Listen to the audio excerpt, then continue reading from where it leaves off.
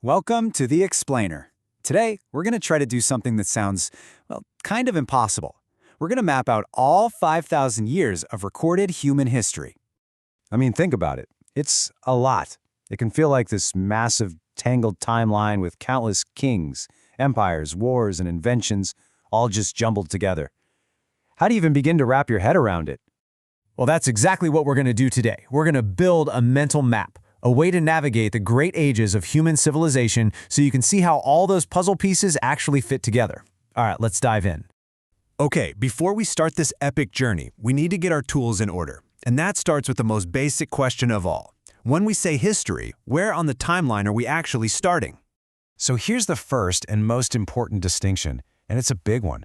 For historians, the story officially begins with the invention of writing, which happened around 3300 BCE. Everything before that, the Stone Age, dinosaurs, all of that is what we call prehistory. Next up, how do we mark time? You've probably seen BC and AD all over the place, right? Well, today, most historians use a more neutral system. BCE for before the Common Era and CE for Common Era. It might seem like a small change, but it's actually a pretty big deal when you consider that about 3/4 of the entire world isn't Christian. All right, we've got our tools, we know where we're starting. Let's make our first major stop on the map and see how humanity's first great civilizations were forged in bronze and how they, well, ultimately crumbled. I mean, this was it. The real dawn of civilization. For the very first time, humans were building actual cities and writing things down.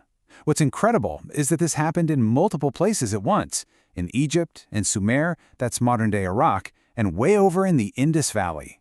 This is the era that gave us game changers like the wheel, the sail, and of course, the Great Pyramids. But right away, we see a pattern that's going to pop up again and again throughout history. These long periods of stability can be completely shattered in an instant.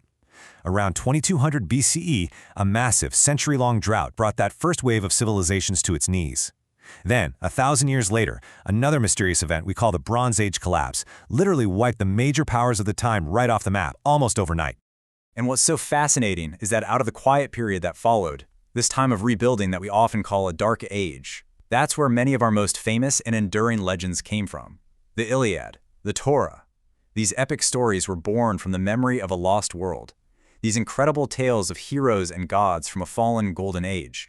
Now, as societies rebuilt, this time using new technology, iron, something fundamental shifted. For the first time, we weren't just relying on archaeology.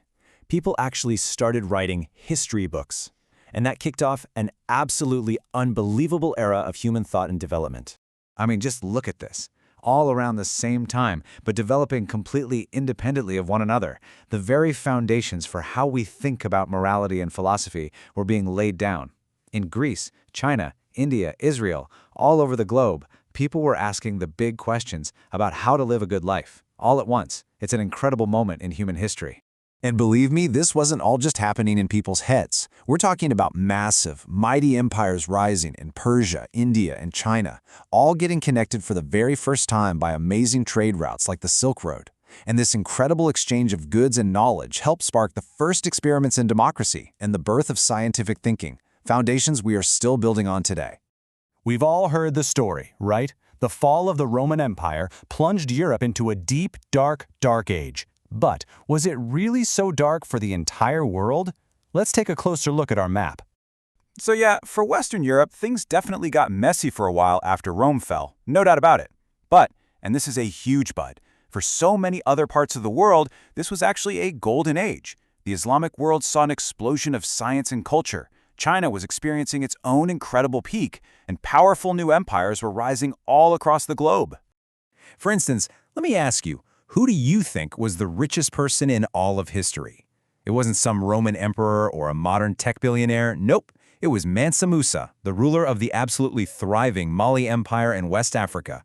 His fortune was so enormous that it's still almost impossible to calculate. And this wasn't just happening in Africa. The story was global. You had the Mongols building the largest land empire in the history of the world. You had sophisticated cities like Great Zimbabwe in southern Africa and Cahokia in North America flourishing. And of course, in the Americas, the Aztec and Inca empires were building incredible, complex societies of their own. So what finally pushed the world into its next big chapter? You might think it was some amazing invention or a powerful new leader, but paradoxically, it was a total catastrophe. The transition to the final period on our map, what we call the modern age, was kicked off by the Black Death, one of the deadliest pandemics in all of human history. And from that point on, the pace of change just explodes. It's like a chain reaction. The Renaissance leads directly to the scientific revolution. That paves the way for the Industrial Revolution, which then unleashes the technological revolution that we are all living through right now. Each step builds on the last, getting faster and faster and faster. So now, if we zoom all the way out and look at our entire 5,000-year map, we can see these same powerful forces at work, ending one age and beginning the next over and over again. What are they? Major climate events, huge mass migrations of people, and devastating pandemics. It really makes you think, doesn't it? We see these exact same drivers of change, climate, migration, pandemics, in our headlines today. And it just leaves us with this huge, powerful question about our own moment on this map. Are we on the verge of the next great shift? It's a question that only time will be able to answer. Thanks for exploring it with us.